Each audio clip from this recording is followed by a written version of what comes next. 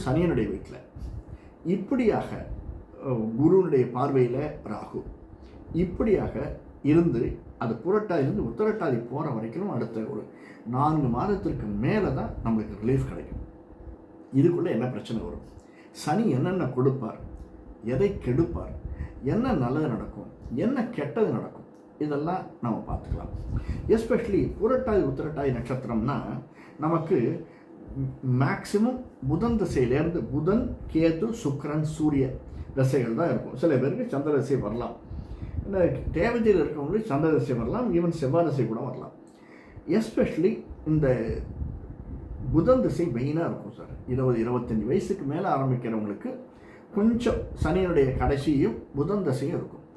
புதன் திசை தான் இன்னும் உத்திரட்டாதி நட்சத்திரம் நிச்சயமாக புதன் திசை. புரட்டாதி உத்திரட்டாதி நட்சத்திரத்தில் இருப்பவர்களுக்கு புதன் திசை நல்ல ஏற்றத்தை தரக்கூடியதாக இருக்கும். 7 நாட்டு சனி தான் படுத்தல், பாடா படுத்தல். அதுவும் சனி திசைனா எப்படி இருக்கும் நினச்சி பாருங்கள். சனி திசையில் பிறந்தவங்களுக்கு புரட்டாதி நட்சத்திரக்காரங்க இப்போ சனி திசை எண்டாக இருந்ததுன்னா நல்ல லாபம் தான்.